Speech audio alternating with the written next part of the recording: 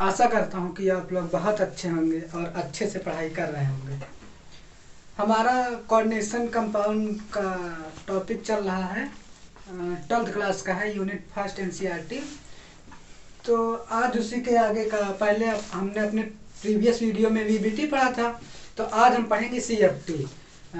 VBT के बाद CFT इसलिए पढ़ते हैं कि वीबीटी कुछ चीज़ें एक्सप्लेन नहीं कर पाई थी, जैसे स्टेबिलिटी ऑफ कॉम्प्लेक्स को एक्सप्लेन नहीं कर पाई थी, कलर ऑफ कॉम्प्लेक्स तो नहीं मतलब एक्सप्लेन कर पाई थी वीबीटी, और जो लिगेंड्स है उनके क्लासिफिकेशन के क्राइटेरिया को एक्सप्लेन नहीं कर पाई थी। ठीक, तो इन सब को कौन एक्सप्लेन करेगा? CFT, crystal field theory. तो आज हम सीएफटी पढ़ेंगे।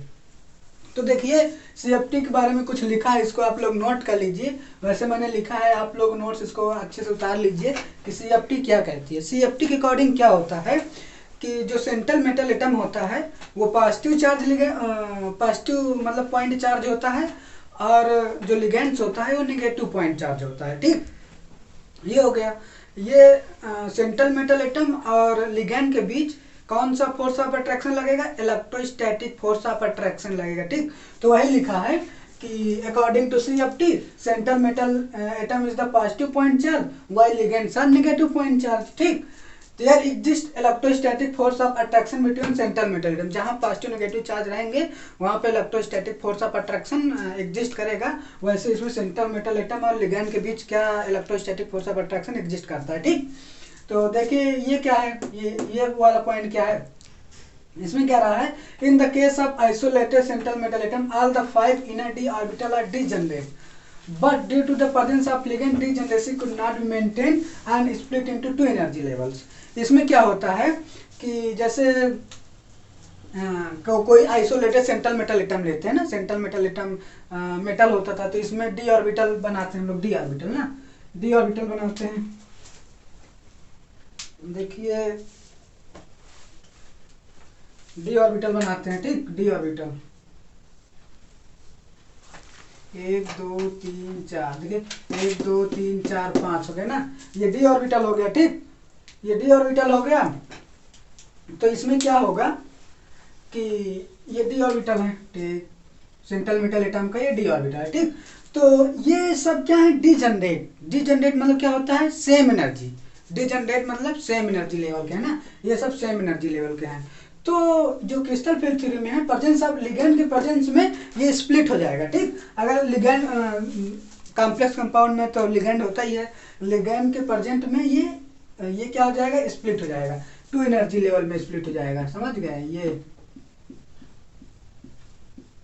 ठीक, ये 2 एनर्जी लेवल में स्प्लिट हो गया, क्योंकि जो लिगेंड और सेंट्रल मेटल एटम के इलेक्ट्रॉन्स है ना, वो एक दूसरे को रिपल्सन करेंगे। जब रिपल्सन होगा तो ये जो डी ऑर्बिटल है वो 2 एनर्जी लेवल में स्प्लिट हो जाएगा। इसको T2G कहते हैं, EG कहते हैं। अभी आपको हम इसको बहुत अच्छे से समझाएंगे, तो आपको ये जो splitting in octahedral complex, tetrahedral complex बहुत अच्छे से आज बताएंगे, वही आज आप बताएंगे। अभी तो हम थोड़ा बहुत बेस आपको तैयार कर रहे हैं।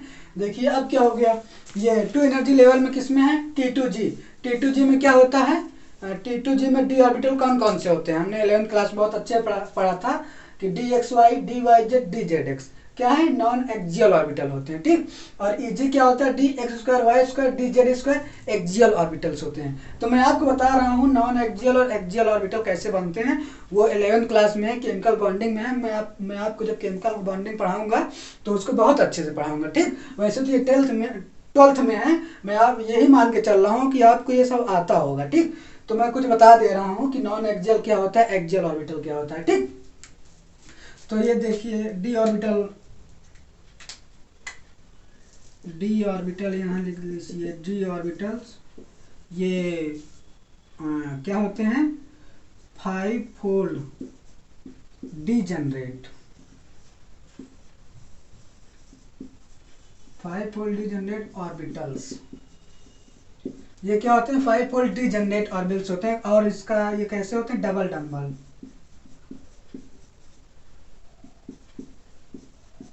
डबल डंबल मतलब ये आप लोग पढ़े होंगे, ये P का तो होता था, S का ये होता था, स्फेरिकल होता था ना। तो ये केमिकल बॉन्डिंग में आप लोग बहुत अच्छे से पढ़े होंगे, वैसे मैं यहाँ बताऊंगा, आपको नहीं आता होगा तो यहाँ आपको पता चलेगा। ठीक, तो देखिए ये नॉन एक्सियल ऑर्बिटल पहले पढ़ेंगे ना, non axial orbital, non axial, non axial, non axial orbitals. ठीक, नॉन एक्सियल ऑर्बिटल कौन कौन से? डी एक्स वाई है ना, तो डी एक्स वाई हम बनाते हैं। देखिए डी एक्स वाई, ये एक्स हो गया, ये एक्स एक्सिस हो गई, ये वाई एक्सिस हो गई, डी एक्स वाई बनाएंगे तो ऐसे, ये देखिए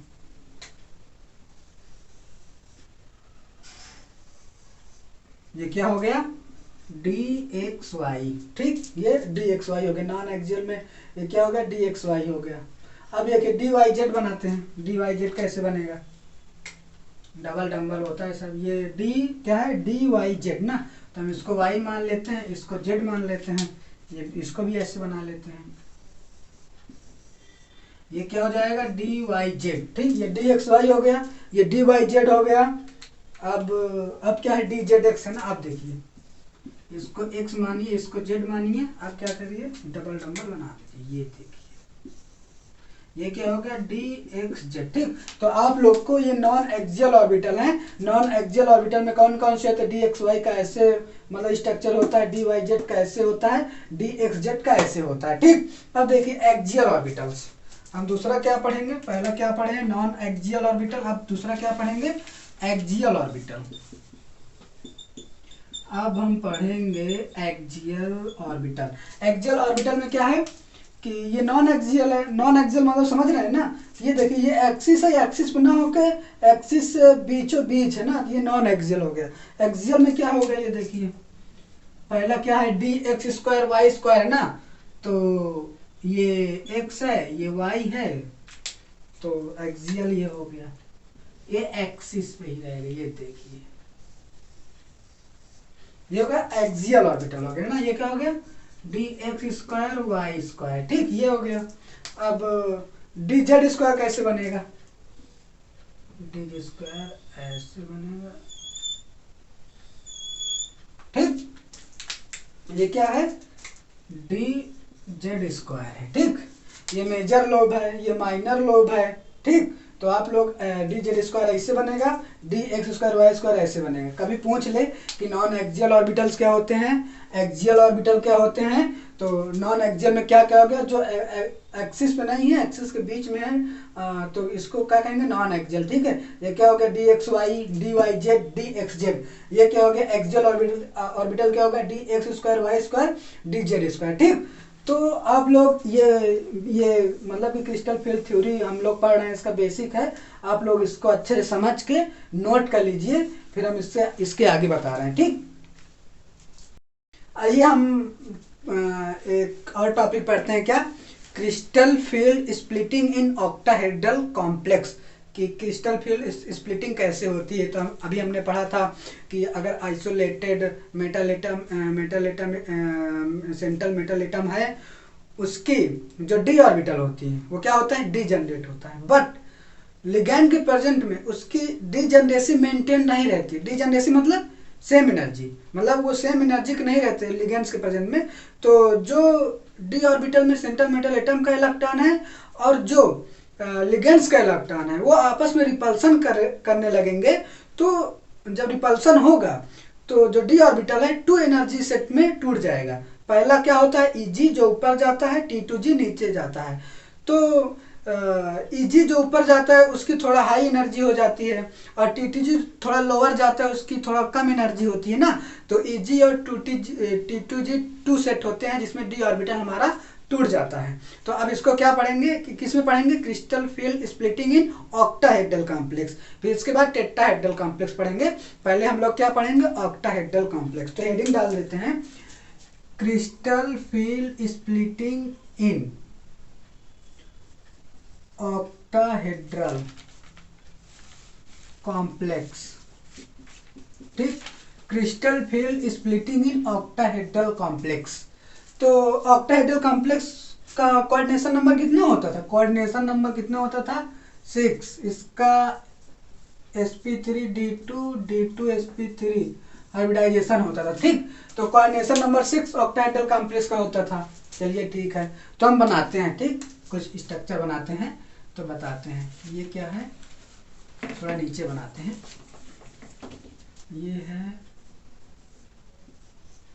1 2 3 4, ये क्या है, आइसोलेटेड सेंट्रल मेटल एटम, ठीक। आइसोलेटेड सेंट्रल मेटल एटम है। ये क्या है, डीजनरेट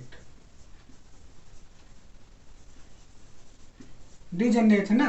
तो इसका हम इसमें कौन कौन से डी ऑर्बिटल ना, तो कौन कौन से डी ऑर्बिटल इन्वॉल्व, उसका नाम भी लिख लेते हैं। क्या है ये, d x y, d y z, d x z, d z square, d x square y square, ठीक, ये इन्वॉल्व है, ठीक। ये डी ऑर्बिटल ये इन्वॉल्व है इसमें। ये isolated central metal atom degenerate orbital है, तो ये डीजनरेट है। तो हम लिगेंड के प्रेजेंस में ये थोड़ा, इसकी एनर्जी थोड़ा रिपल्सन होगा तो एनर्जी थोड़ा बढ़ जाएगी इससे ना। तो ये देखिए 1 2 3 4, ये क्या है, +6 Li लिगेंड्स, ठीक। देखिए ऑक्टाहेड्रल कॉम्प्लेक्स है, कोऑर्डिनेशन नंबर 6 का कोऑर्डिनेशन नंबर 6 कब होगा, जब +6 लिगेंड होंगे, ठीक। तो ये +6 लिगेंड है। तो ये देखिए जब इसके इलेक्ट्रॉन, बताया था ना अभी कि जब डी ऑर्बिटल के इलेक्ट्रॉन मतलब कि और लिगेंड्स के इलेक्ट्रॉन, सेंट्रल मेटल एटम के डी ऑर्बिटल के इलेक्ट्रॉन और लिगेंड्स के इलेक्ट्रॉन जब एक दूसरे को रिपल्सन करने लगेंगे, ठीक, जब रिपल्सन होने लगेगा तो ये जो डी ऑर्बिटल है वो 2 एनर्जी लेवल में टूट जाएगा, ठीक। 2 एनर्जी लेवल में कौन कौन से टूटेगा, पहला क्या है, दूसरा ये क्या है, Eg सेट, ये क्या है, T2G सेट, ठीक। ये देखिए कि हमारा आइसोलेटेड सेंट्रल मेटल एटम का डीजनरेट डी ऑर्बिटल लिए हैं, उसको लिगेंड्स के प्रेजेंट में जब हमने लिगेंड्स लिखा तो लिगेंड्स और सेंट्रल मेटल एटम के इलेक्ट्रॉन में क्या हुआ, रिपल्सन हुआ। जब रिपल्सन हुआ तो जो डी ऑर्बिटल है वो 2 एनर्जी सेट में टूट गया, पहला Eg, दूसरा T2G, समझ गए। तो ये Eg में Eg ऊपर और T2G नीचे इसलिए है क्योंकि जो Eg सेट है वो एक्सियल था, मतलब कि उसमें रिपल्सन ज़्यादा हुआ, उसकी एनर्जी ज़्यादा हुई तो ऊपर चला गया। इसमें ये बिटवीन था, एक्सिस के बिटवीन था, तो मतलब इसमें एनर्जी, इसमें ज़्यादा रिपल्सन नहीं हुआ इसलिए इसकी एनर्जी लोअर हुई, तो ये ऊपर चला गया, ये नीचे चला गया, ठीक। एनसीईआरटी में बहुत अच्छा दिया है, यहाँ पे मैं एक्सप्लेन करूंगा अच्छे से। आप लोग एक बार एनसीईआरटी भी पढ़ लीजिएगा तो आपको बहुत अच्छे समझ में आएगा, ठीक। यहाँ जो मैं बता रहा हूँ वो तो आपको समझ में आएगा ही। तो देखिए इसमें ये क्या है, ये बैरी सेंटर है, ठीक। इसमें ये कितना एनर्जी, इसमें 0.6, ये डेल्टा नॉट, डेल्टा ओ मतलब ऑक्टाहेड्रल, ये कितना लोअर हुआ, -4 0.4 ऑक्टाहेड्रल, ठीक। ये देखिए इसमें हुआ। तो एनसीईआरटी में क्या दिया है, 3/5, इसमें 2/5, तो जब इसको हम पॉइंट में लिखेंगे तो इतना ही आएगा, ठीक। और ये हमारा पूरा क्या होता है, ये होता है डेल्टा नॉट मतलब ऑक्टाहेड्रल ना। तो आप लोग इसको देखिए, हमारा ऑक्टाहेड्रल कॉम्प्लेक्स कैसे स्प्लिटिंग होके 2 एनर्जी सेट में टूटता है, ठीक। तो आप लोग इसको समझ जाइए अच्छे से। ये हमारा क्या है, ऑक्टाहेड्रल कॉम्प्लेक्स की स्प्लिटिंग हुई। तो देखिए ये ऑक्टाहेड्रल कॉम्प्लेक्स की स्प्लिटिंग हो गई ना। अब जब हम इसमें इलेक्ट्रॉन भरेंगे, जब इसमें Eg और 2Tg में इलेक्ट्रॉन भरेंगे, n-1d में इलेक्ट्रॉन भरेंगे, तो ये 2 एनर्जी पर डिपेंड करेंगे, ठीक। पहला हमारा एनर्जी कौन सा है, पहला हमारा एनर्जी है क्रिस्टल फील्ड स्प्लिटिंग एनर्जी, ये तो क्या कहते हैं, डेल्टा नॉट, ठीक। मतलब ओ मतलब क्या होता है, ऑक्टाहेड्रल। और दूसरा क्या है, पेयरिंग एनर्जी, पेयरिंग एनर्जी, ये क्या है, pairing energy, pairing energy. Pairing energy क्या होता है, मिनिमम एनर्जी चाहिए ऑर्बिटल में इलेक्ट्रॉन को पेयर होने में, ठीक। तो पेयरिंग एनर्जी वही होती है कि minimum energy required for electron to pair in orbital, ठीक। तो ये क्या होता है, पेयरिंग एनर्जी, ठीक। जब देखिए एक बार अच्छे से इसको देख लीजिए कि हमने आइसोलेटेड सेंट्रल मेटल एटम लिया, उसके डी ऑर्बिटल लिए, उसको लिगैंड के प्रेजेंट में जब उसमें इलेक्ट्रॉन्स के बीच रिपल्सन हुआ तो ये टू सेट एनर्जी में टूट गया। पहला Eg, दूसरा T2G, और इसके बीच ये बीच का जो लाइन है ये क्या कहते हैं, बायरी सेंटर कहते हैं। ये और ये Eg और T2G सेट के बीच क्या होता है, डेल्टा नॉट, ओ मतलब ऑक्टाहेड्रल, और ये प्लस 0.6 डेल्टा नॉट, ये क्या है माइनस 0.4 डेल्टा नॉट। ठीक, ये आपको अच्छे से याद होना चाहिए। अगर ये आपको याद है तो, और ये ऑक्टाहेड्रल स्प्लिटिंग में कैसे ये टूट रहा है, Eg ऊपर है कि T2G ऊपर है, कौन नीचे कौन ऊपर है, ये आपको अच्छे से आता रहा तो आपका इसमें कोई क्वेश्चन नहीं गलत होगा। कंपटीशन में क्वेश्चन आता ही है इसमें, और 12th में तो इसका एक्सप्लेन ही करा लेता है, इसलिए आप लोग इसको अच्छे से सुनते जाइए। ठीक है, जब हम इसमें इलेक्ट्रॉन भरेंगे तो कौन कौन सी एनर्जी में ये इलेक्ट्रॉन डिपेंड होंगे, मतलब भरेंगे तो कौन कौन सी एनर्जी हमको उसमें इफेक्ट मतलब कि इफेक्ट देगी। पहला क्या है, crystal field stability, crystal field splitting energy delta not, और दूसरा क्या है, पेयरिंग एनर्जी। ठीक, आप वही जानते हैं minimum energy required to pair electron in orbital. ठीक, तो क्या है, पेयरिंग एनर्जी है, समझ गए। तो ठीक है, आप लोग इसको नोट करिए, मैं आपको और अच्छे से अब पेयर भर मतलब कि उसमें T2G और Eg में कैसे इलेक्ट्रॉन भरते हैं उसको बताऊंगा। ठीक, इसको हम साफ कर लेते हैं, बता रहे हैं। अब देखिए हम पहले क्या लेंगे, स्ट्रॉन्ग, हाँ एक चीज बताना भूल गया था कि in the presence of strong field ligand, इसको आप लोग नोट कर लीजिएगा कि in the presence of SFL strong field ligand में क्या होता है, जो एनर्जी होती है मतलब ये डेल्टा नॉट बड़ा होता है पेयरिंग एनर्जी से। आप लोग इसको याद रखिएगा। ठीक, आप लोग इसको याद रखिएगा। इसमें क्या है, नहीं दिख रहा होगा शायद आप लोग को, in the presence of SFL। ठीक, तो क्या होगा, डेल्टा नॉट ज्यादा होगा पेयरिंग एनर्जी से, नहीं दिख रहा होगा तब भी आप लोग लिख लीजिएगा कि ये डेल्टा नॉट ज्यादा होगा पेयरिंग एनर्जी से स्ट्रॉन्ग फील्ड लिगेंड में। ठीक, अब क्या है, दूसरा क्या है, in the presence of WFL weak field ligand में क्या होता है, डेल्टा नॉट पेयरिंग एनर्जी से छोटा हो जाता है। ठीक, तो आप लोग इसको याद रखिएगा, समझ गए। तो देखिए आप लोग इसका कॉन्सेप्ट समझ सकते हैं। जब हमने ये मान लीजिए ये हमने डी ऑर्बिटल लिया है ना, तो इसको हमने किस में तोड़ा, Eg में, इसको किस में तोड़ा, T2G में, है ना। ये हमारा क्या होता था पूरा डेल्टा नॉट। ठीक, देखिए अगर स्ट्रॉन्ग फील्ड लिगेंड प्रेजेंट होगा, स्ट्रॉन्ग फील्ड लिगेंड प्रेजेंट होगा तो ये जो इन दोनों के बीच की डिस्टेंस है स्प्लिटिंग की वो ज्यादा हो जाएगी, डेल्टा नॉट पेयरिंग एनर्जी से ज्यादा हो जाएगा। अगर वीक फील्ड लिगेंड है तो इन दोनों की डिस्टेंस कम हो जाएगी तो डेल्टा नॉट पेयरिंग एनर्जी से कम हो जाएगा। बस आप लोग इतना याद रखिएगा कि in the presence of strong field ligand delta not greater than pairing energy, in the presence of weak field ligand delta not less than pairing energy. ठीक, अब देखिए हम T2G और Eg सेट में कुछ इलेक्ट्रॉन भरने की कोशिश करते हैं स्ट्रॉन्ग फील्ड लिगेंड और वीक फील्ड लिगेंड में। ठीक, तो देखिए हम लिखते हैं, पहले कॉन्फ़िगरेशन लिखते हैं ना। अगर D1 हुआ है ना, अगर क्या हुआ, D1 हुआ, D2 हुआ, D3 हुआ, D4 हुआ, D5 हुआ ना। अगर D ऑर्बिटल में एक इलेक्ट्रॉन है तो उसको कैसे भरेंगे, Eg और T2G में 2 है, 3 है, 4 है, 5 है तो उसको कैसे भरेंगे, in the presence of strong field ligand, in the presence of weak field ligand. ठीक, तो देखिए स्ट्रॉन्ग फील्ड लिगेंड ना, स्ट्रॉन्ग फील्ड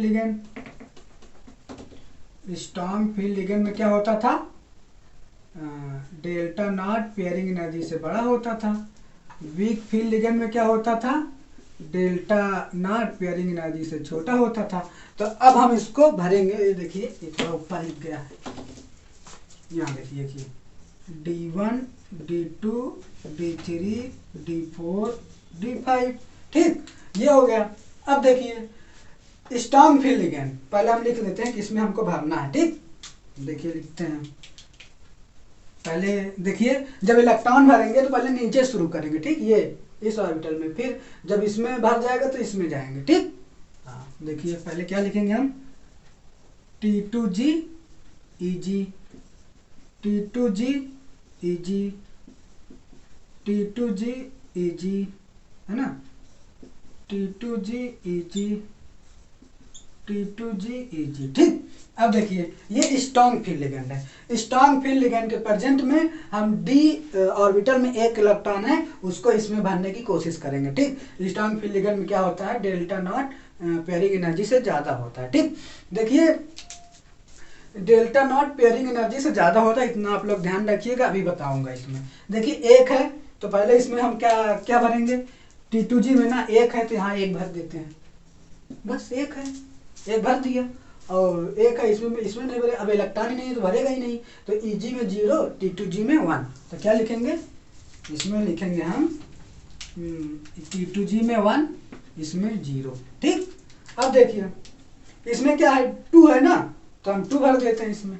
ये देखिए T2G में एक इलेक्ट्रॉन हो गया, एक इलेक्ट्रॉन, 2 इलेक्ट्रॉन, ठीक, 2 हो गया। अब 3 है ही नहीं तो आगे भरेगा ही नहीं, तो क्या लिख दिए हम लोग यहाँ, हम लोग यहाँ लिख दिए, ये देखिए 2 0, ठीक। ये 3 है तो एक और भर दीजिए यहाँ पे, कितना हो गया, 1 2 3, ठीक, 3 है T2G में, तो इसका जब करेंगे तो T2G लिखेंगे, उसके पहले T2G में पूरे ऑर्बिटल में एक एक इलेक्ट्रॉन भरेंगे। आप लोग इतना जानते ही होंगे कि पहले ऑर्बिटल में एक एक भरते हैं तब पेयरिंग होती है, ठीक। तो एक एक इलेक्ट्रॉन भर दिए तो ठीक है, D3 में कितना भरें, 3 0, ठीक। अब देखिए D4 आ गया ना, अब D4 आ गया तो स्ट्रॉन्ग फील्ड लिगेंड में क्या था, स्ट्रॉन्ग फील्ड लिगेंड में क्या है, डेल्टा नॉट पेयरिंग एनर्जी से ज्यादा है, ठीक। मतलब कि इन दोनों के बीच की गैप ज्यादा है, इन दोनों के बीच की गैप ज्यादा है, और पेयर कराने में एनर्जी कम लग रही है। जब पेयर कराने में एनर्जी कम लग रही है तो हम पेयर करा देंगे, ठीक। तो ये वैसे भी ज्यादा है, इलेक्ट्रॉन यहाँ से ऊपर, आप लोग ये भी सेंस लगा सकते हैं कि नीचे से ऊपर जा नहीं पाएगा, बहुत गैप है। और ये भी हम लोग सोच सकते हैं कि डेल्टा नॉट से पेयरिंग एनर्जी कम है, मतलब कि इलेक्ट्रॉन को पेयर कराने में एनर्जी कम लग रही है तो हम पेयर करा देंगे, ठीक। तो देखिए SFL में पेयरिंग एनर्जी कम है तो हम यहाँ क्या करेंगे, पेयर करा देंगे, ठीक। ये देखिए हम लोग क्या करा दिए, पेयर करा दिए। तो इसमें क्या, इसमें कितना हो गया, इसमें हो गया 4, इसमें कितना हो गया 0। अब इसमें ये 5 है ना, तो इसमें एक और पेयर करा देंगे, क्योंकि ये दोनों गैप बहुत ज़्यादा है ना, इलेक्ट्रॉन स्ट्रॉन्ग फील्ड लिगेंड में गैप बहुत ज़्यादा है, ये बहुत दूर है तो इलेक्ट्रॉन यहाँ पे नहीं जा पाएगा, इसलिए हम लोग पेयर करा रहे हैं। और ये भी सोच सकते हैं कि पेयर कराने में पेयरिंग एनर्जी कम लग रही है तो हम लोग पेयर करा दे रहे हैं। ये देखिए हम लोग पेयर करा दिए, इसमें कितना 5, इसमें Eg में कितना इलेक्ट्रॉन मतलब कि जा ही नहीं पाया, ठीक, क्योंकि पेयरिंग एनर्जी कम है, पेयर कराने में एनर्जी कम लग रही है तो हम लोग पेयर करा दे रहे हैं, ठीक। देखिए आप लोग ये सब भरना सीख गए हैं, ठीक। देखिए मैं पूरी तरह से समझाने की कोशिश कर रहा हूँ, अभी आप लोग यहाँ पे अगर नहीं समझ में आ रहा है तो वीडियो बंद मत करिएगा, आगे तक देखिएगा, क्योंकि अगर आप पूरा लेक्चर देख लिए, अभी इसके ऊपर क्वेश्चन होगा अच्छे से, तो वो आपको अच्छे समझ में आ जाएगा। जो यहाँ नहीं समझ में आ रहा है आगे क्वेश्चन में समझ में आ जाएगा, ठीक। पहले यहाँ समझने की कोशिश करिए कि मैं क्या बताना चाह रहा हूँ, ठीक। चलिए ठीक है। Weak field ligand, weak field ligand में क्या है, पेयरिंग एनर्जी ज़्यादा है, डेल्टा नॉट कम है, तो ये इन दोनों के बीच गैप कम है, ठीक। और पेयरिंग एनर्जी ज़्यादा, मतलब इलेक्ट्रॉन को पेयर कराने में एनर्जी ज़्यादा लग रही है और ये कम है, तो मतलब कि पेयर नहीं होगा, फिर उठ के इलेक्ट्रॉन इसमें जब एक एक भर जाएंगे तो इसमें भी भरना चालू हो जाएंगे, ठीक। तो वही बात है कि पेयरिंग कराने में एनर्जी ज़्यादा लग रही है तो हम पेयर नहीं कराएंगे, हम Eg में इलेक्ट्रॉन भरने लगेंगे। देखिए कैसे, देखिए D1 है ना, तो हम यहाँ भी लिख देते हैं क्या, T2G Eg, T2G Eg, T2G Eg, T2G Eg, T2G Eg, ठीक। पहले आप ये इतना लिख लीजिए। अब हम वीक फील्ड लिगेंड के प्रेजेंस में, मतलब अभी तो स्ट्रॉन्ग फील्ड लिगेंड के प्रेजेंस में हो गया, अब वीक फील्ड लिगेंड में प्रेजेंस में हम इन दोनों में मतलब कि T2G और Eg एनर्जी सेट में इलेक्ट्रॉन को फिल करेंगे, ठीक। देखिए 1 है तो इसको हम यहाँ पे हटा देते हैं। अब हम किस में आ गए, वीक फील्ड लिगेंड वाले में आ गए। वीक फील्ड लिगेंड में क्या होता है कि डेल्टा नॉट से पेयरिंग एनर्जी ज़्यादा होती है, ठीक। तो देखिए 1 है तो 1 ही भरेगा, 1 भर दिया हम, 1 भर दिए ना, तो 1 ही है तो 1 ही, तो A1 भर दिए 1, और उसमें कोई गया ही नहीं तो 0, EG में कोई इलेक्ट्रॉन नहीं इसलिए 0, T2G में 1 है तो यहाँ पे 1 लिख दिया। ठीक, अब देखिए 2 है तो यहाँ 2 0 यहाँ भर दीजिए ना, 1 भर दिया और 2 भर दिया। ठीक, देखिए 2 है D2 तो 2 भर दिया, और EG में कोई इलेक्ट्रॉन नहीं गया तो 0 हो गया, और 3 है यहाँ पे 3 0, ये देखिए यहाँ पे एक और इलेक्ट्रॉन है, 1 2 3 हो गया, D3 का 3 T2G में चला गया, कोई इलेक्ट्रॉन बचा ही नहीं, EG में कोई गया ही नहीं तो EG में 0 हो गया। ठीक, और देखिए D4 मतलब कि वीक फील्ड लिगेंड में पेयरिंग एनर्जी ज़्यादा है, जब पेयरिंग एनर्जी ज़्यादा है तो हम पेयर नहीं कराएंगे, हम EG में इलेक्ट्रॉन ले जाएंगे। ठीक, तो देखिए ये D4 है ना, तो वीक फील्ड लिगेंड की प्रेजेंस में, वीक फील्ड लिगेंड की प्रेजेंस में क्या होगा 1 2 3 1 4। ठीक, तो इसमें क्या होगा 3 1। ठीक, अब देखिए ये 5 है ना, देखिए 5 को भरिए पहले 1 2 3 4 5, इसमें क्या हो जाएगा 3 2। देखिए स्ट्रॉन्ग फील्ड लिगेंड में EG में कोई गया ही नहीं, लेकिन वीक फील्ड लिगेंड में EG में इलेक्ट्रॉन जाने लगे हैं ना, जब उसका T2G का ऑर्बिटल एक एक इलेक्ट्रॉन से भर जाएगा फिर EG में चला जाएगा। ठीक, ये देखिए आप लोग इसको अच्छे से देखिए समझिए, अगर ना समझ में आए तो कमेंट करिए, मैं और बता रहा हूँ, अभी जाऊँगा नहीं कहीं, अभी बताता जाऊँगा, देखिएगा। और अब किसका है, अब हम पढ़ेंगे D6 D7 D8 D9 D10। अगर ये सब आ जाए तो हम क्या करेंगे। ठीक, ये सब आ जाए तो हम क्या करेंगे, इसको भी फिल करेंगे अच्छे से। ठीक, इसको देखिए फिल करते हैं हम स्ट्रॉन्ग फील्ड लिगेंड और वीक फील्ड लिगेंड में। ठीक, तो यहाँ बना लेते हैं छोटा सा, ये हमारा D हो गया, ये क्या हो गया 1 2 3 4, ये क्या T2G हो गया, ये क्या होगा EG हो गया। ठीक, तो अभी इसमें हम लोग भरेंगे इसलिए बना ले रहे हैं, अच्छे से बना लीजिए आप भी। तो देखिए अभी हम लोग यहाँ पे ये फिर से लिख लेते हैं T2G EG T2G EG T2G EG T2G EG T2G EG। ठीक, देखिए D6 D7 D8 D9 D10 हमने एनर्जी मतलब कि सेट लिख दिया, T2G EG ये सब लिख लिया। अब देखिए स्ट्रॉन्ग फील्ड लिगेंड में क्या मैंने बताया था, स्ट्रॉन्ग फील्ड लिगेंड में मैंने बताया था डेल्टा नॉट पेयरिंग एनर्जी से ज़्यादा, डेल्टा नॉट पेयरिंग एनर्जी ज़्यादा स्ट्रॉन्ग फील्ड लिगेंड में। ठीक, तो अब D6 भरते हैं हम लोग ना, D6 भरते हैं। ठीक, स्ट्रॉन्ग फील्ड लिगेंड में डेल्टा नॉट ज़्यादा है, मतलब ये इन दोनों के बीच के गैप को हम लोग डेल्टा नॉट कहते थे, मतलब डेल्टा नॉट बहुत ज़्यादा है। तो मतलब कि पहले हम लोग जब T2G में इलेक्ट्रॉन भरेंगे, EG बहुत ऊपर है तो स्ट्रॉन्ग फील्ड लिगेंड में इलेक्ट्रॉन ऊपर जा ही नहीं पाएगा। मतलब इतना आप लोग अपने समझे, किताब किसी में नहीं लिखा, मैंने अपने समझा है कि अगर नीचे गैप बहुत ज़्यादा है तो इलेक्ट्रॉन इसी में सब भर जाएंगे, उसमें जा ही नहीं पाएगा।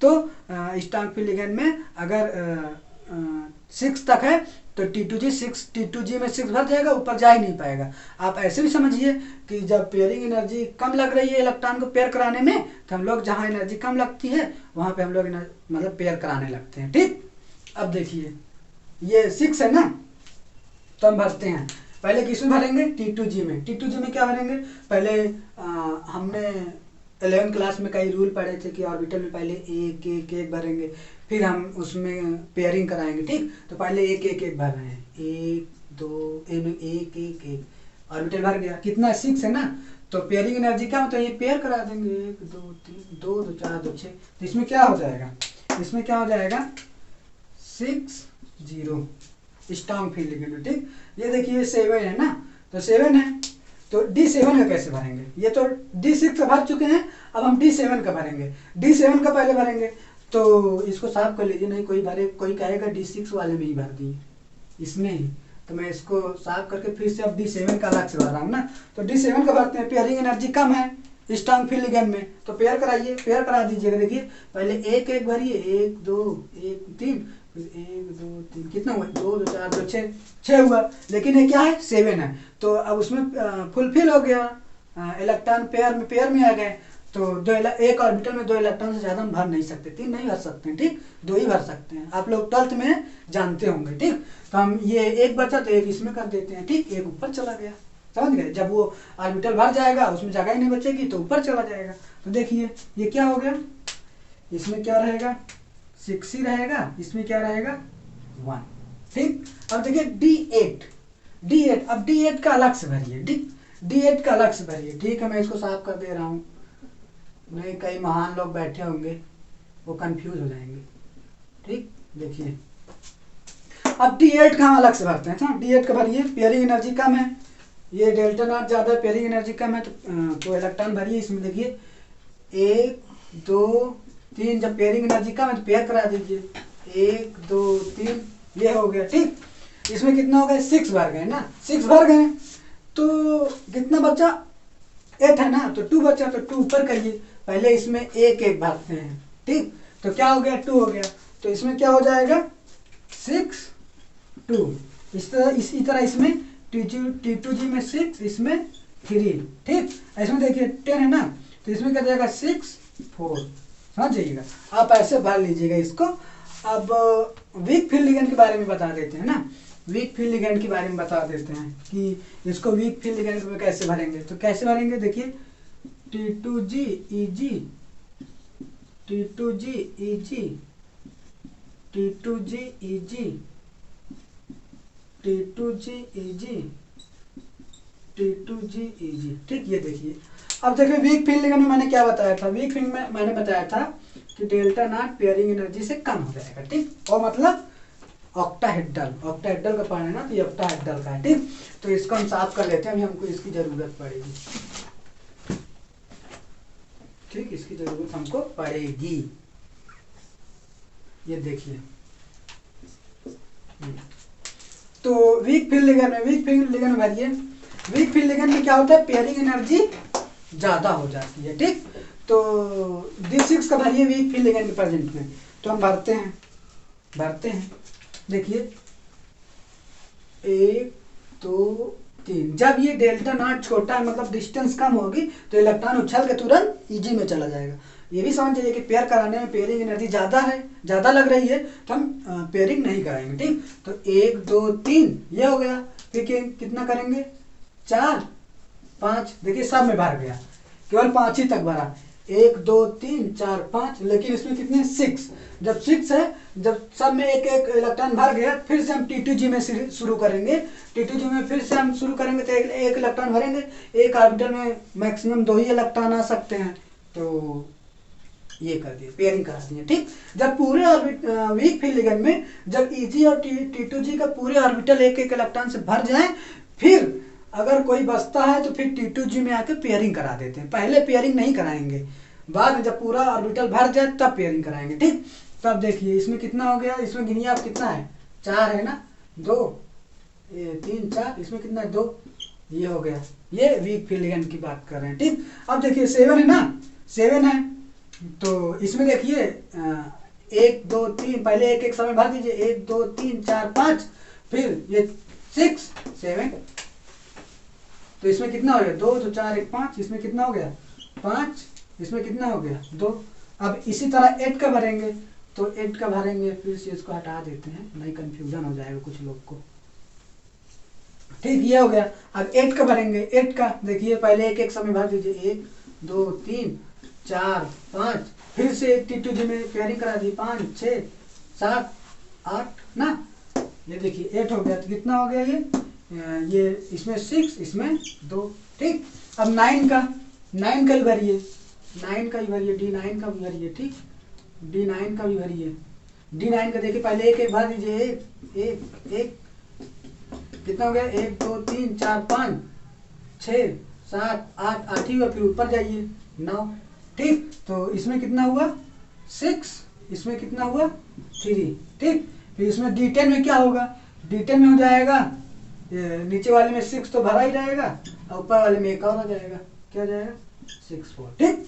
तो देखिए T2GEG अगर आपको पूछ ले इस तरह के इलेक्ट्रॉनिक कॉन्फ़िगरेशन करने के लिए 11th में तो हम कि कैसे भरे थे, एस पी डी ये सब भरे थे ना, कि एस में कितना इलेक्ट्रॉन होगा, पी में कितना होगा, डी में कितना होगा। ठीक, 12th में क्या आ गया, T2G और EG आ गया। ठीक, ये ऑक्टाहेड्रल कॉम्प्लेक्स का है। अगर इस तरह इलेक्ट्रॉनिक कॉन्फ़िगरेशन पूछ ले कि T2G में कितना होगा, EG में कितना होगा इलेक्ट्रॉन, तो आप लोग ऐसे ही भर दीजिएगा। मैंने बहुत अच्छे से अपने हिसाब से पूरे तरीके से समझाने की कोशिश की है, और मुझे पूरा विश्वास है कि आपको समझ में भी आ गया होगा, क्योंकि इससे आसान अब कोई नहीं बता सकता, कोई भी टीचर नहीं बता सकता। ठीक, तो आप लोग इसको नोट करिए अच्छे से, फिर मैं और आगे कुछ बताता हूँ।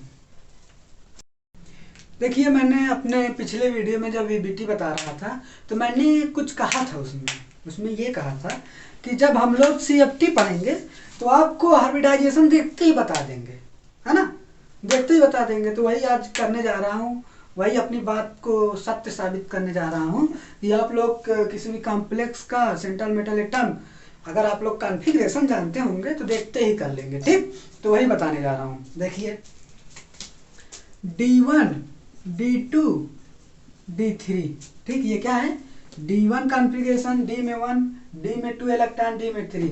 अगर ये कॉन्फ़िगरेशन हो सेंट्रल मेटल एटम का, तो आप लोग क्या करेंगे, चाहे स्ट्रॉन्ग फील्ड लिगेंड हो SFL, चाहे वीक फील्ड लिगेंड हो WFL, तो इसका कॉन्फ़िगरेशन क्या होगा ना, मतलब इसका हाइब्रिडाइजेशन क्या होगा, D2sp3। D2sp3 क्या होगा, क्योंकि हम ऑक्टाहेड्रल पढ़ रहे हैं, ऑक्टाहेड्रल कॉम्प्लेक्स का, तो इसका क्या होगा, चाहे SFL हो चाहे WFL हो, क्या होगा, D2sp3। ठीक, अगर D8 D9 D10 ये हो गया सेंट्रल मेटल एटम का कॉन्फ़िगरेशन, तो चाहे SFL हो चाहे वीक फील्ड लिगेंड हो, इसका क्या होगा, sp3d2। ठीक, ये होगा। चलिए ठीक है, ये हो गया। अब क्या करेंगे, अब एक और बचा है, D4 D5 D6 D7। अगर ये हो, ठीक, अगर ये हो तो क्या होगा, एक केस होगा SFL, दूसरा केस क्या होगा WFL, मतलब कि वीक फील्ड लिगेंड। तो देखिए, D1 D2 D3 हो, चाहे SFL हो चाहे WFL हो, किसी की नहीं सुनना, चाहे कमजोर हो चाहे स्ट्रांग हो, मुझे तो केवल D2sp3 रहना है तो रहना है, तो क्या D2sp3 वो रहेगा। ठीक, अब देखिए D8 D9 D10 हो, ये भी कह रहा है चाहे स्ट्रांग हो चाहे कमजोर हो, लिगेंड को कह रहा है, मुझसे कोई मतलब नहीं, चाहे तुम जो हो, मैं तो अपना sp3d2 ही मेंटेन करूंगा, तो sp3d2 ही रहेगा ये। अब देखिए बेचारे क्या होंगे, D4 D5 D6 D7, ये सिचुएशन के हिसाब से बदल जाते हैं, सिचुएशन के हिसाब से बदल जाते हैं, तो जो सिचुएशन के हिसाब से बदल जाता है वही अच्छा होता है। ठीक, तो देखिए D4 D5 D6 D7 ये SFL स्ट्रॉन्ग फील्ड लिगेंड में, इसका कॉन्फ़िगरेशन क्या होगा, इसका कॉन्फ़िगरेशन होगा D2sp3, तो इसका ये लो स्पिन, इसकी स्पिन क्या होगा, लो स्पिन होगा। ठीक, इसकी स्पिन क्या होगा, लो स्पिन होगा। अगर WFL है तो इसकी कॉन्फ़िगरेशन क्या होगा, sp3d2, ये हाई स्पिन।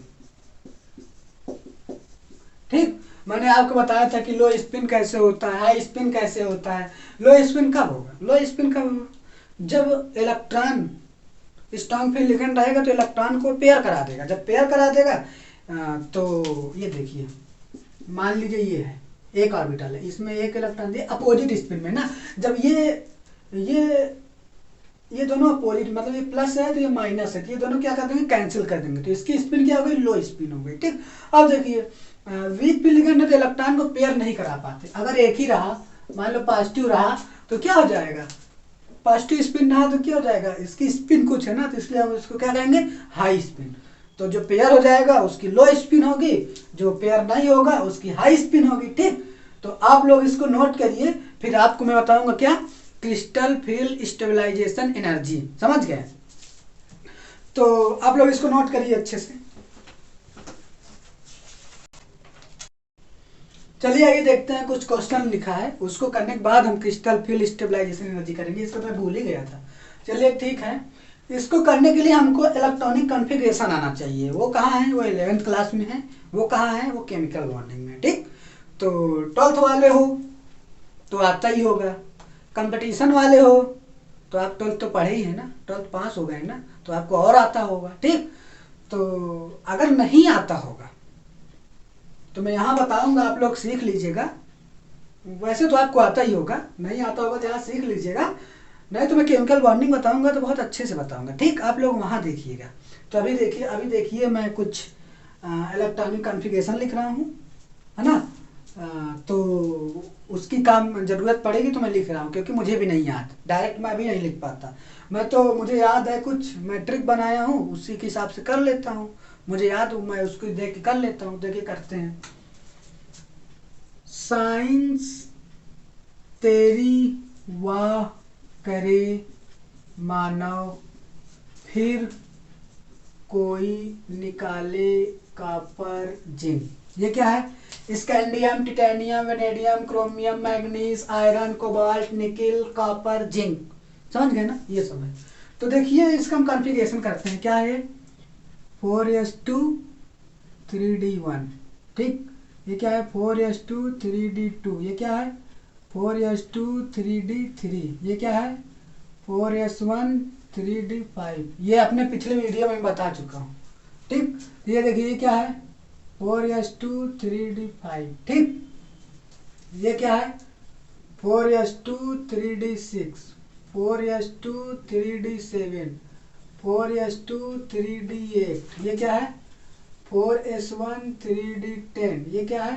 4s2 3d10। ठीक, तो इसका कॉन्फ़िगरेशन हमने लिख लिया।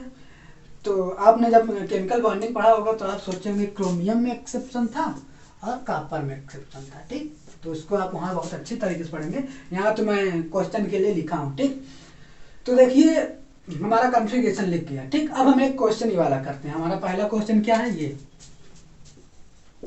Na NH3 2+। बहुत लोग सोच रहे होंगे सर क्वेश्चन तो लिख दे, लेकिन करना क्या है वो भी तो बताइए। तो ये इसमें ये करना है कि इसका हाइब्रिडाइजेशन फाइंड करना है। पहले तो हम वीबीटी के हिसाब से करते थे, अब हम वीबीटी को भूल जाएंगे। ठीक, 12th बोर्ड वाले जो होंगे वो वीबीटी को नहीं भूलेंगे, नहीं तो उनको एग्जामिनर भी नंबर देने से भूल जाएगा। ठीक, तो आप लोग वीबीटी को 12th वाले बोर्ड वाले नहीं भूलेंगे। कंपटीशन वाले को कहूँगा कि वीबीटी को आप लोग भूल जाइए, क्योंकि वीबीटी से आप करेंगे वहाँ 1 मिनट का टाइम रहता है, 1 मिनट से कम ही रहता है टाइम, गोला ही भरना होता है उसी में। ठीक, तो वो मैंने क्या बताया था कि अगर D1 D2 D3 है, चाहे स्ट्रॉन्ग फील्ड लिगेंड हो चाहे वीक फील्ड लिगेंड हो, उसका हाइब्रिडाइजेशन हमको आता ही है। D2sp3, D8 D9 D10। अगर ये कॉन्फ़िगरेशन हो, चाहे स्ट्रॉन्ग फील्ड लिगेंड हो चाहे वीक फील्ड लिगेंड हो, इसका कॉन्फ़िगरेशन हमको आता ही है। क्या? sp3 D2 हम ऐसे याद कर लेंगे। और D4 D5 D6 D7 है, अगर स्ट्रॉन्ग फील्ड लिगेंड है तो इसका कॉन्फ़िगरेशन क्या होगा? D2sp3 लो स्पिन, वीक फील्ड लिगेंड है तो sp3 D2 हाई स्पिन। ठीक, जो मैं बताया हूँ उसको आप लोग याद रखिएगा। आप लोग भी बीटी के हिसाब से नहीं कि उसमें इलेक्ट्रॉन भरिएगा, ऑर्बिटल बनाइएगा, फिर हाइब्रिडाइजेशन कराइएगा उसमें। तो ये सब लिखिए, ये सब लिखने की जरूरत नहीं है कंपटीशन वालों को। ठीक, वो डायरेक्ट आके यहाँ पे अपना याद रहेगा, टिक कर देंगे, टिक करके आगे बढ़ेंगे। ठीक, वैसे क्वेश्चन ज़्यादातर आता नहीं है इस इलेक्ट्रॉनिक कॉन्फ़िगरेशन से। अगर आ गया कंपटीशन में, वो तो हर साल बदल बदल के क्वेश्चन देता है, तो शायद इस बार यही आएगा। तो कि D8 कॉन्फ़िगरेशन में इसका हाइब्रिडाइजेशन कितना होगा, तो आप लोग क्या लिखेंगे? sp3 D2, वही पूछेगा। चलिए ठीक है, तो इसका क्वेश्चन हम हाइब्रिडाइजेशन में बताएंगे। आउटर ऑर्बिटल कॉम्प्लेक्स है कि इनर ऑर्बिटल कॉम्प्लेक्स है, मैग्नेटिक मोमेंट में इसमें फाइंड करेंगे हम लोग। ठीक, हम लोग इसमें T2g और EG में कितने इलेक्ट्रॉन भरे जाएंगे उसको भी फाइंड करेंगे। ठीक, तो आप लोग को अगर वहाँ इलेक्ट्रॉन कॉन्फ़िगरेशन भरने में दिक्कत आई होगी तो यहाँ पे एकदम क्लियर हो जाएगी। ठीक, तो आइए देखते हैं। पहले हम लोग इसका वो लिखते हैं, ऑक्सीडेशन स्टेट निकालते हैं, क्योंकि निकल का तभी तो पता करेंगे कि निकल पे चार्ज कितना है। ठीक, तो ये देखिए जिसका निकालना है प्लस, ये देखिए NH3 क्या होता था? न्यूट्रल होता था, इस पर कोई चार्ज नहीं होता था, मैंने सब बता चुका है। तो इसको क्या करेंगे? 0 करेंगे। इक्वल टू जो कॉम्प्लेक्स ऊपर चार्ज हो इसको इक्वल को बराबर लिख देंगे। तो x बराबर कितना हो गया? 2। तो क्या हो गया? निकिल किस फॉर्म में? +2 के फॉर्म में। ठीक, ठीक है, तो ये देखिए निकिल का इलेक्ट्रॉनिक कॉन्फ़िगरेशन कितना है, मैंने लिखा है, मेरा मुझे तो आ गया, ये देखिए 4:3D8। आप भी लिख लीजिएगा, आपको भी याद हो जाएगा, या आप याद कर लीजिए और अच्छा है। समझ गए ना? कैसे याद करेंगे, चिपका लीजिएगा, नहीं तो ट्रिक के हिसाब से याद कर लीजिएगा। वैसे तो मुझे ट्रिक के हिसाब से याद है। अगर मैं केमिकल बॉन्डिंग तो मैं पढ़ चुका हूँ, इसलिए मुझे याद है। अगर आप लोग केमिकल बॉन्डिंग नहीं पढ़े होंगे तो आपको नहीं आता होगा इलेक्ट्रॉनिक कॉन्फ़िगरेशन करना, ठीक। तो अगर इलेक्ट्रॉनिक कॉन्फ़िगरेशन करना हो तो केमिकल बॉन्डिंग पढ़िए, इलेक्ट्रॉनिक कॉन्फ़िगरेशन करिए। वैसे आप लोग 12th में आपको आ चुका होगा। चलिए ठीक है, निकल कितना होता है 4:3D8। क्या होता है 4:3D8, ठीक, 4:3D8 है ना। देखिए ये 4:3 निकल +2 में है ना, निकल +2 में है ना, तो 2 इलेक्ट्रॉन, ये पहले ऑर्बिटल, पहले आउटर वो एन जो ये होता है ना, आउटर इनर ये सब ना, ये आउटर ये इनर ना, तो जो इसमें इलेक्ट्रॉन होगा पहले एन, पहले इसमें से निकलेगा, फिर इसमें से निकलेगा, फिर इसमें से निकलेगा, ठीक। तो ये 4 है, ये 3 है, तो आउटर कौन होगा, ये वाला होगा S, 4S। तो 2 में से 4S में से इलेक्ट्रॉन निकल जाएंगे। तो जब Ni+2 लिखेंगे, क्या लिखेंगे 3D8, क्या लिखें 3D8, 3D8। तो हमको D8 आ गया ना। देखिए इसमें लिगेंड क्या है, सी डोनर और एन डोनर, मैंने बताया था सी डोनर एन डोनर हमेशा क्या होता है, स्ट्रॉन्ग फील्ड लिगेंड होते हैं, ठीक। तो ये स्ट्रॉन्ग फील्ड लिगेंड है। तो D8 कहता था चाहे स्ट्रॉन्ग फील्ड लिगेंड हो तुम, चाहे वीक फील्ड लिगेंड हो, मुझसे तुमसे कोई मतलब नहीं है, मुझे अपना हाइब्रिडाइजेशन sp3d2 रखना है, मेंटेन करना है, तो हो के रहेगा, तुम मेरा कुछ नहीं कर पाओगे। तो भाई कुछ नहीं कोई इसका कर पाएगा, क्योंकि ये अड़ियल किस्म का है। तो हम लिख देते हैं sp3d2, क्या कर सकते हैं आजकल, ठीक। D8 sp3d2 हो गया। चलिए ठीक है, इसका हाइब्रिडाइजेशन तो हम लोग पता कर लिए, ठीक, इसका हाइब्रिडाइजेशन पता कर लिए। अब हम T2G, स्ट्रॉन्ग फील्ड लिगेंड है ना, तो भाई Ni के d ऑर्बिटल, मतलब कि सेंट्रल मेटल एटम के d ऑर्बिटल, और लिगेंड के ऑर्बिटल में इलेक्ट्रॉन में मतलब रिपल्सन होगा, तो T2G और Eg सेट में टूटेंगे ना, स्प्लिट होंगे ना। तो energy level T2G set Eg में हम अब इलेक्ट्रॉन कैसे भरेंगे। D8 है, स्ट्रॉन्ग फील्ड लिगेंड है। स्ट्रॉन्ग फील्ड लिगेंड में मैंने क्या बताया था कि डेल्टा नॉट बड़ा होता है पेयरिंग एनर्जी से। तो बना लीजिए, देखिए ये हमारा क्या 1 2 3 4, ये क्या हो गया Eg, ये क्या हो गया T2G, वो Eg हो गया, ये T2G हो गया, ठीक। तो पेयरिंग एनर्जी कम है, डेल्टा नॉट ज्यादा है, मतलब गैप ज्यादा है, तो मतलब T2G में इलेक्ट्रॉन पेयरिंग एनर्जी कम है, तो पेयर हो के रहेंगे, ठीक। तो करते हैं, देखिए पहले हम एक एक भरते हैं, 1 2 3, ये स्ट्रॉन्ग फील्ड लिगेंड है ना, स्ट्रॉन्ग फील्ड लिगेंड में पेयरिंग एनर्जी कम है, तो पेयर करा दे, तो ऊपर जा ही नहीं पाएगा क्योंकि बहुत ज्यादा है गैप। तो ये देखिए पेयर कर दिए, देखिए 2 2 4 2 6 हो गए ना, ये 8 है ना, तो 2 2 4 2 6, फिर जब इसमें ऑर्बिटल फुल फिल हो गए तो हम ऊपर जाते हैं, 1 2, देखिए 2 2 4 2 6 7 8, देखिए भर गया ना। T2G में कितना भरा 6, और Eg में कितना है 2, तो इसके हिसाब से कैसे आया, T2G में 6, Eg में कितना आया 2 आया, ठीक। चलिए ठीक है, इतना आप लोग समझ गए।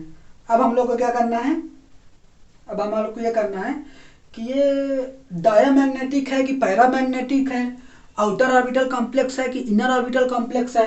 तो ये क्या है, डी वाला, डी बाहर वाला लिया गया है ना, इनर वाला नहीं, डी बाहर वो दूसरे यूज हुआ है, तो डी जब इधर रहे तो क्या हो जाएगा आउटर ऑर्बिटल कॉम्प्लेक्स हो गया, ठीक। अब देखिए ये पैरामैग्नेटिक है डायमैग्नेटिक, आप भी बताइए डायमैग्नेटिक क्या होता था, इलेक्ट्रॉन जब पेयर में रहे तो डायमैग्नेटिक होता है, जब इलेक्ट्रॉन ऑर्बिटल में पेयर में नहीं है तो क्या होता है पैरामैग्नेटिक। देखिए यहाँ तो पेयरिंग है, यहाँ पेयरिंग नहीं, यहाँ सिंगल सिंगल है, तो क्या हो जाएगा पैरामैग्नेटिक, ठीक। अब देखिए इसका मैग्नेटिक मोमेंट आप लोग 11th में पढ़ते होंगे। मैग्नेटिक मोमेंट का फार्मूला था हमारा n+2। n क्या था, n क्या था नंबर ऑफ अनपेयर्ड इलेक्ट्रॉन। तो देखिए इसमें नंबर ऑफ अनपेयर्ड इलेक्ट्रॉन कितने हैं 2 हैं, तो 2 लिख दिए n की जगह। यहाँ पे ब्रैकेट में भी 2n है, प्लस 2 कितना हो गया 2, ये कितना हो गया 2 2 4, 4 2 8। तो मैग्नेटिक मोमेंट कितना आया 8 बोर मैग्नेटान Bm 8 Bm। ठीक, तो आपको अगर एक कॉम्प्लेक्स दे दे, ये कहे इसका ऑर्बिटाइजेशन क्या है, तो सेंट्रल मेटल एटम का आप लोग इलेक्ट्रॉनिक कॉन्फ़िगरेशन करिए, फिर उसके डी ऑर्बिटल में कितने इलेक्ट्रॉन है वो लिखिए, जैसे इसमें D8 है तो D8 लिखिए। फिर मैंने बताया था कि D8 D9 D10 चाहे SFL हो चाहे WFL हो, वो sp3 D2 होगा, तो हम तुरंत लिख देंगे sp3 D2। नहीं तो VBT के हिसाब से हम लोग बहुत सारा उसमें 10 मिनट लगा दें। ठीक, VBT के हिसाब से नहीं करना है, जो मैंने बताया डायरेक्ट D8 sp3 D2 हो गया। अगर T2G का भरवाए कि इसमें कितने इलेक्ट्रॉन होगा, तो आप लोग ऐसे स्प्लिट करके देख लीजिएगा कि स्ट्रांग फील्ड लिगेंड है कि वीक फील्ड लिगेंड है, आप लोग भर दीजिएगा। फिर मैग्नेटिक मोमेंट पूछे तो n+2 2+2 ये बोर मैग्नेटान 8 बोर मैग्नेटान हो गया। ये तो मैं पहले बहुत कंपटीशन पूछता है, ये बोर्ड में भी आ सकता है, आप लोग इसको अच्छे से देखते जाइए, पढ़ते जाइए।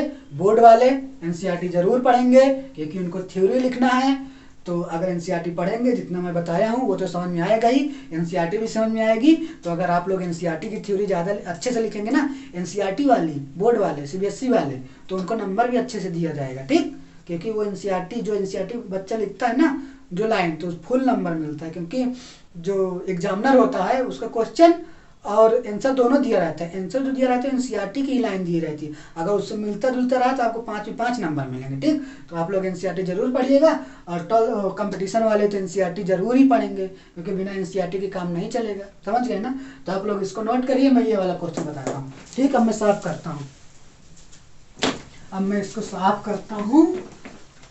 आप लोग नोट तो कर ही लिया होंगे, नहीं नोट किया होंगे तो पॉज करके नोट कर लीजिएगा।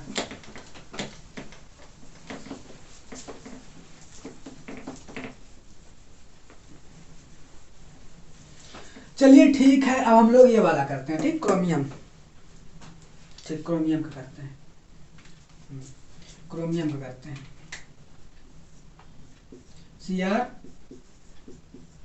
CrNH3 का होल 6 2+। तो इसको भी वैसे ही करना है ना। इसको कैसे करना है, पहले इसका ऑक्सीडेशन की क्रोमियम कौन सी स्टेट में है, तो X ये न्यूट्रल होता था 0, कॉम्प्लेक्स में इतना चार्ज होता है इक्वल करके 2 लिख देते थे, बहुत अच्छे से बताया हूँ। ठीक, तो X बराबर कितना है 2, क्रोमियम कौन 6 है, तो इसका क्या होता है इलेक्ट्रॉन का, देखो इसका मुझे याद है क्योंकि ये एक्सेप्शन है। देखिए 4s1 3d5, क्रोमियम क्या है 4s1 3d5। ठीक, 4s1 3d5। अरे यार +6 क्यों लिखा हमने, क्रोमियम तो +2 में आया ना, ये देखिए क्रोमियम +2 में है। ठीक, तो क्रोमियम कितना कॉन्फ़िगरेशन है 4s2 3d5। जब क्रोमियम +2 हम लोग लिखेंगे तो इसका कितना कॉन्फ़िगरेशन आएगा 4, एक S से निकलेगा एक D से निकलेगा, तो कितना हो जाएगा, S वाला निकल जाएगा तो S में 0 बचेगा, D में निकल जाएगा D में 4 बचेगा, तो कितना बचा 3d4। तो हम क्या करेंगे 3d4 आया। ठीक, अब क्या, अब इसका देखिए D4 वाला क्या है, D4 D5 D6 D7 मैंने क्या बताया था, strong field ligand weak field ligand, 2 case होते थे ना। तो ये एन डोनर है तो ये क्या हो जाएगा स्ट्रांग फील्ड लिगेंड हो जाएगा। ठीक, सी डोनर और N donor strong field ligand होते हैं। ठीक, तो ये एन डोनर है स्ट्रांग फील्ड लिगेंड है, तो इसका हाइब्रिडेशन क्या होगा, याद कर लीजिएगा, इसका हाइब्रिडेशन क्या होगा D2sp3, क्या होगा लो स्पिन। कभी कभी स्पिन पूछ लेता है हाई स्पिन है कि लो स्पिन, तो मैं लिख देता हूँ लो स्पिन है। ठीक, ये हो गया D2sp3 लो स्पिन हो गया। चलिए ठीक है, अब T2GEG, अब इसमें भरना हमको, क्योंकि लिगेंड ना भाई, तो ये स्प्लिट कर देगा, तो T2GEG में। ठीक, तो इसमें इलेक्ट्रॉनिक कॉन्फ़िगरेशन करेंगे तो कैसे करेंगे, 4 है ना, तो बना ही लेते हैं। ये क्या है 1 2 3 4, ये क्या है, ये क्या है, आप लोग तो जान ही गए होंगे, ये T2G है, ये EG है, ये बैरी सेंटर है ना, ये क्या है 3/5 डेल्टा नॉट, ये क्या है -2/5 डेल्टा नॉट।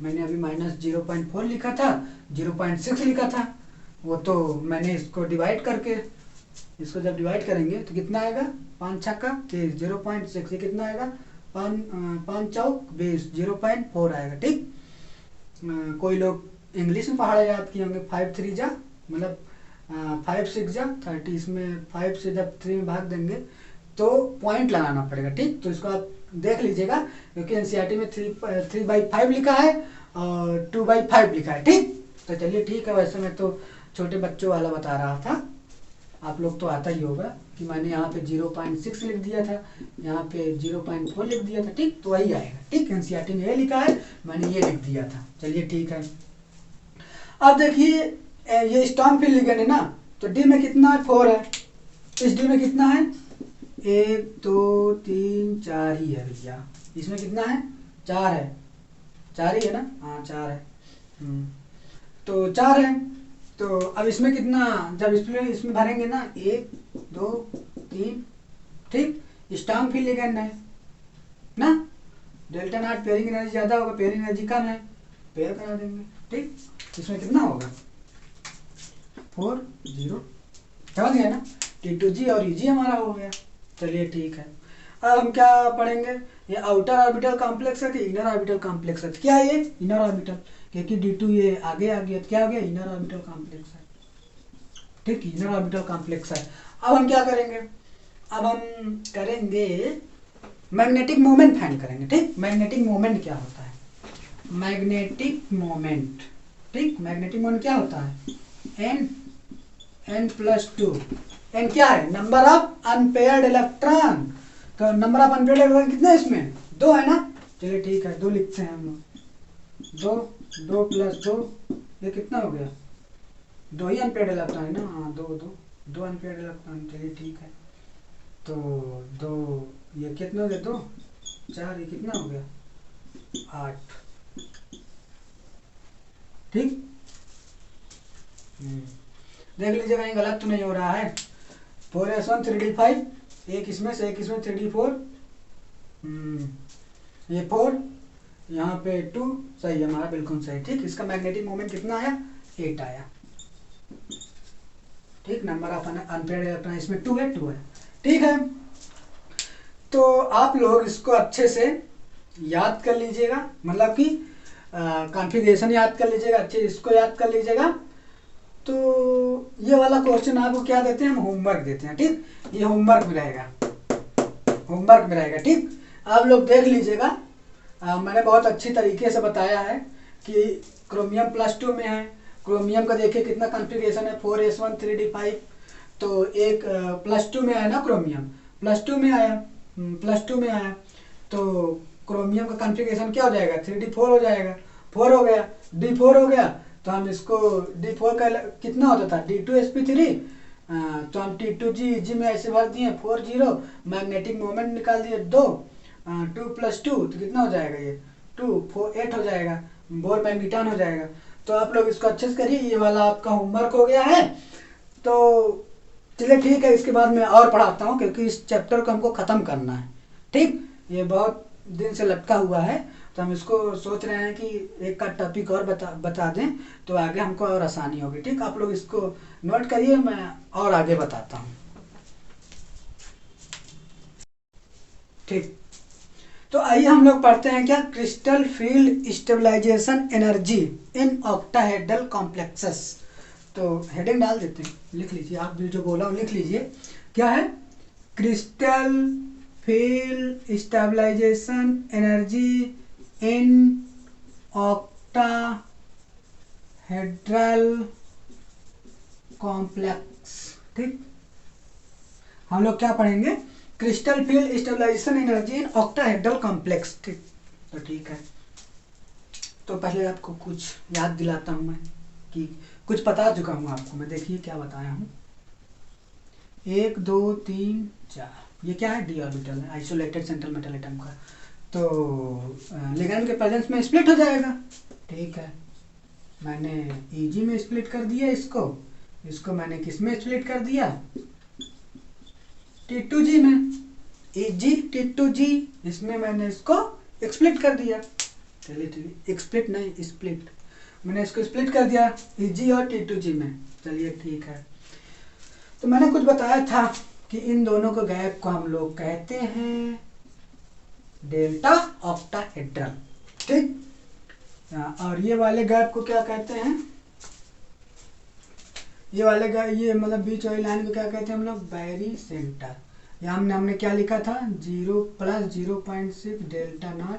यहाँ हमने लिखा था -0.4 डेल्टा नॉट। ठीक, एनसीईआरटी में क्या लिखा है 3.5, इसकी जगह क्या लिखा है 3.5 डेल्टा नॉट, इसकी जगह लिखा है -2.5 डेल्टा नॉट। ठीक, वही है कि मैंने पॉइंट में लिख दिया है, वो फ्रैक्शन में लिखा है ना। तो चलिए ठीक है, ये हो गया EG, ये हो गया T2G। इतना तो आप लोग जानते ही हैं, अच्छे जानते हैं, मैंने बता चुका है। ठीक, चलिए ठीक है।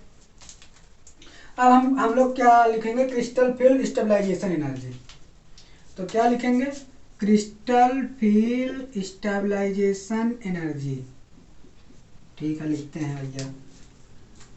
देखिए पहले हम लोग क्या लिखेंगे, -0.4 delta not into NT2G plus 0.6 delta not into NEG plus XP। जब हम लोग कभी क्वेश्चन में पूछ ले कि calculate crystal field stabilisation energy in this complex, तो हम लोग ये जानते होंगे, ये वाला कि ऑक्टाहेड्रल कॉम्प्लेक्स में क्रिस्टल फील्ड स्टेबलाइजेशन एनर्जी कैसे फाइंड करना है। पहले हम लोग क्या लिखेंगे, माइनस। माइनस का साइन क्यों आता है, क्योंकि T2G की लोअर एनर्जी हो जाती है, लोअर का साइन दिखाता है, लो एनर्जी मतलब माइनस में एनर्जी। ठीक, माइनस कितना नीचे गया है, ठीक वही बता रहा है। तो देखिए -0.4 डेल्टा नॉट, वो मतलब octahedral into number of electron in T2G, ये हो गया, plus 0.6 delta not into number of electron in EG। ठीक, प्लस XP क्या है, ये भी मैटर करता है, XP क्या है। चलिए देखते हैं XP है क्या। XP क्या है, total number of unpaired electron, total number of unpaired electron. और यहाँ में लिखो, यहाँ लिख लो, और कुछ लोग और पढ़ते होंगे तो और है। ठीक, चलिए ठीक है, total number of unpaired electron या टोटल पेयर इलेक्ट्रॉन, ठीक है। तो अभी हम लोग क्वेश्चन करेंगे, तो हम लोग बहुत अच्छी तरीके से जान जाएंगे कि crystal field stabilisation energy octahedral complex में कैसे निकालेंगे। ठीक, चलिए ठीक है, देखते हैं। अब हम ये वाला क्वेश्चन करते हैं। ठीक, ये वाला क्वेश्चन क्या है, FeCN⁻⁶ ये देखिए, इसका हम लोग क्वेश्चन करते हैं कि इसमें ये फाइंड करना है, हमको crystal field stabilisation energy find करना है इसमें। ठीक, तो कैसे फाइंड करेंगे, ठीक है देखिए। अब देखिए Fe कौन से ऑक्सीडेशन स्टेट में है। ठीक, तो फाइंड करते हैं। देखिए CN कितना होता है, तो -1 चार्ज होता है ना, तो 6 है तो -6 इक्वल टू -4, तो x इक्वल टू कितना जाएगा, +2 आएगा। ठीक, तो Fe किस में है, +2 में है। ठीक, अरे यार मैंने तो मिटा दिया। ठीक है, चलिए ठीक है, अभी लिख लेंगे कि इसका कॉन्फ़िगरेशन, Fe का कॉन्फ़िगरेशन कितना होता है, क्या होता है। तो मैंने क्या लिखा था, Fe का देखिए, साइंस तेरी वाह करी मानो फिर। देखिए इसका क्या होता है, D1 D2 D3 4s1 3d5 4s2 3d5 4s2 3d6। ठीक, तो देखिए इसका Fe कितना होता है, 4s2 3d6। Fe का कितना होता है, 4s2 3d6। तो लिख देता हूँ, Fe का कितना होता है, 4s2 3d6। तो अगर 2 इलेक्ट्रॉन निकालें, 2 इलेक्ट्रॉन इसमें से निकाल दिए, तो कितना बता, 3d6 बता, 3d6 बता ना, तो 3d6। चलिए ठीक है, इसमें भरते हैं।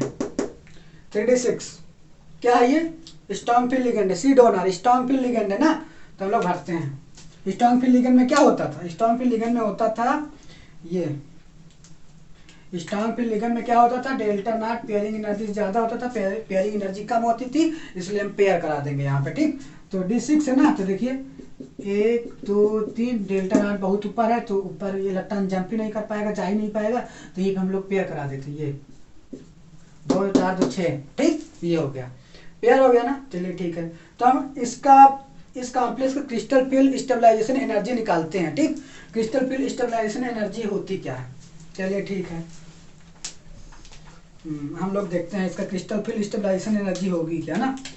क्रिस्टल फील्ड स्टेबलाइजेशन एनर्जी क्या होगी इसकी, तो हम लोग इसका फार्मूला लिखते हैं। नीचे वाला क्या है, -0.4 delta not in number of electron in T2G कितना है 6 है, 6 लिख दिया, plus 0.6 into 0.6 delta not octahedral का है ना, इंटू 6 है ना, तो ऑक्टाहेड्रल कोऑर्डिनेशन नंबर 6 तो ऑक्टाहेड्रल। तो इसमें क्या होगा, ऑक्टाहेड्रल का पढ़ ही रहे हैं तो ठीक है। इसमें number of electron in Eg, number of electron in Eg कितना है, कुछ नहीं ना, हम लोग 0 लिखते हैं, 0, चलिए ठीक है, प्लस xp, xp की जगह क्या लिखेंगे,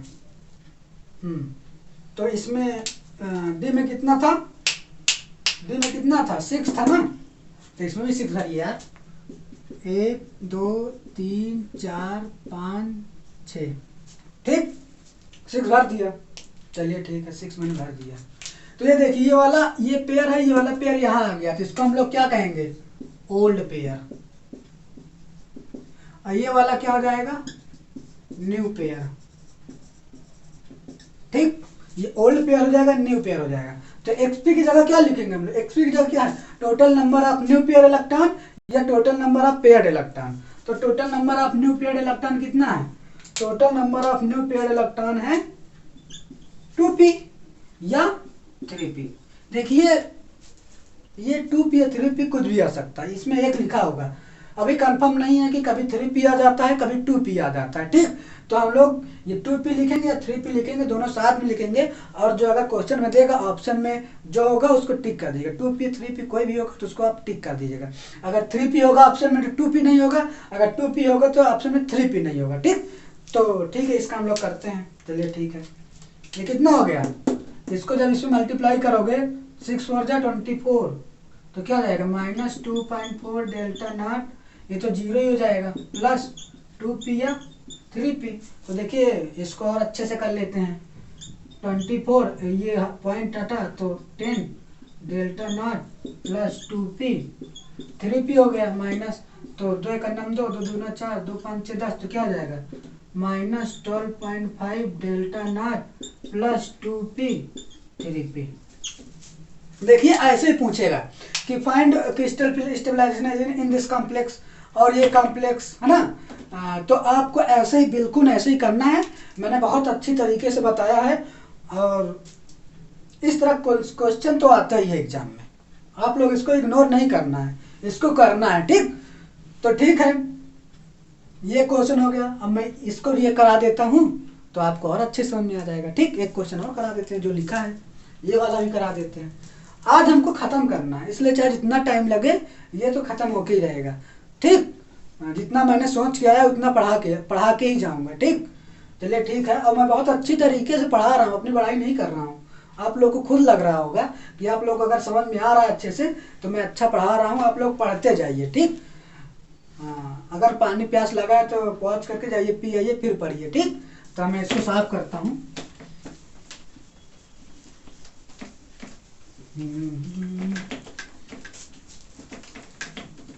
ठीक है देखते हैं, अब ये वाला क्वेश्चन करते हैं। ये वाला क्वेश्चन क्या है हमारा, ये हमारा क्वेश्चन है CO F6 -3, ठीक। ये क्या है, CO F6 कोबाल्ट है ये, तो CO F6 -3 है ना, तो हम अब देखेंगे कि CO हमारा किस मतलब कि किस स्टेट में है, तो हम इसका ऑक्सीजन स्टेट निकाल देते हैं। देखिए X -6, F में -1 चार्ज होता है, इक्वल टू जो कॉम्प्लेक्स ऊपर जो चार्ज लिखा होता है उसको -3 कर देते हैं, इक्वल टू ये 6 जाएगा प्लस में चला जाएगा, माइनस में है तो कितना जाएगा +3, तो हमारा CO कितना है +3 स्टेप में, ठीक।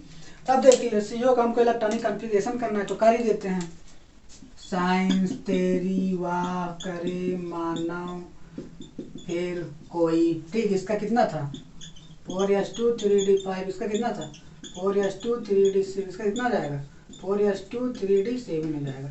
तो इसका क्या हो जाएगा, कोबाल्ट का कॉन्फ़िगरेशन क्या होता है 4s2 3d7, ठीक। तो ये +3 स्टेट में है ना, तो s का 2 और d का 1 निकल जाएगा, तो कितना बचेगा 3d6 बचेगा, तो हमको 3d6 भरना है, ठीक। यही है, ये देखिए 1 2 3 4 5 6 D6 भरा हुआ है। अब देखिए ये क्या है, यहीं पे गलती हो जाएगी।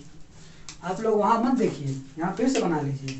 क्या है 2 3 4, ये क्या है EG, ये क्या है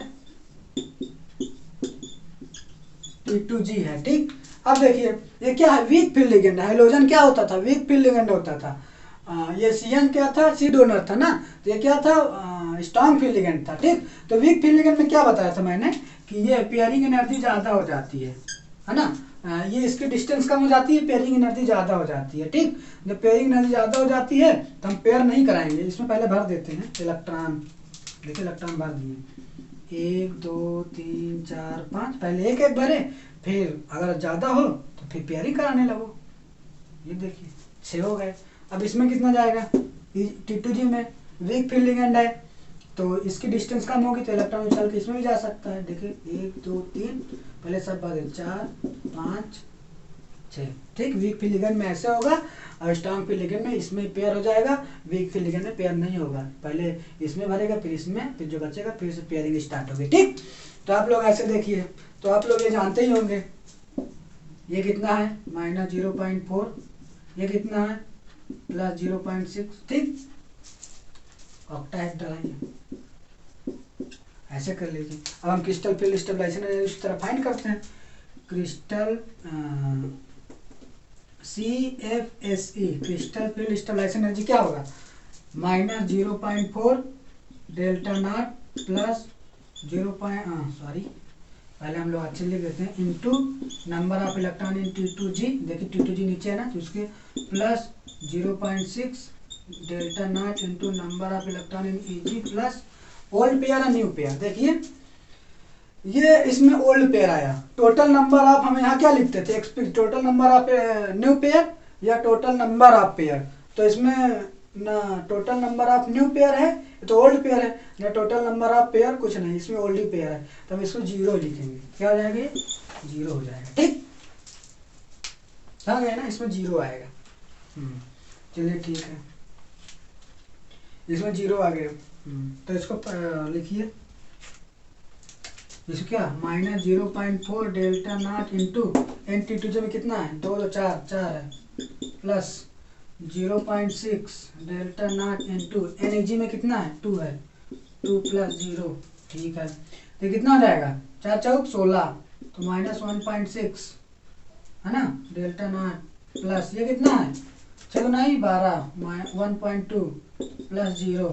ठीक, तो जब इन दोनों का हम लोग जोड़ेंगे तो क्या आएगा, ये डेल्टा नॉट है, यहाँ पे क्या है 0, तो इन दोनों को हम लोग जोड़ेंगे तो क्या आ जाएगा, ये जाएगा -0.4 डेल्टा नॉट प्लस 0, तो कितना जाएगा -0.4 डेल्टा नॉट। इसकी स्टेबलाइजेशन एनर्जी आई। ठीक, तो आप लोग देखिए क्रिस्टल फील्ड स्टेबलाइजेशन एनर्जी पूछता है, बोर्ड में भी पूछ सकता है और कंपटीशन में तो पूछता ही है। ठीक, तो आप लोग इसको अच्छे से लिखिए, पढ़िए, ध्यान दीजिए, और ठीक है, अब इसके मैं कल पढ़ाऊंगा, अब नहीं पढ़ाऊंगा क्योंकि टाइम ज़्यादा हो रहा है। ठीक, तो आप लोग इसको अच्छे से, जितना मैं आज बताया हूँ बहुत अच्छा बताया हूँ। ठीक, तो आप लोग इसको अच्छे से ध्यान दीजिए, अच्छे से पढ़िए, और अच्छा लगा तो लाइक करिए, शेयर करिए, कमेंट करिए। आप लोग कुछ करते ही नहीं है, इसलिए मैं वीडियो बीच में बनाना बंद कर दिया था।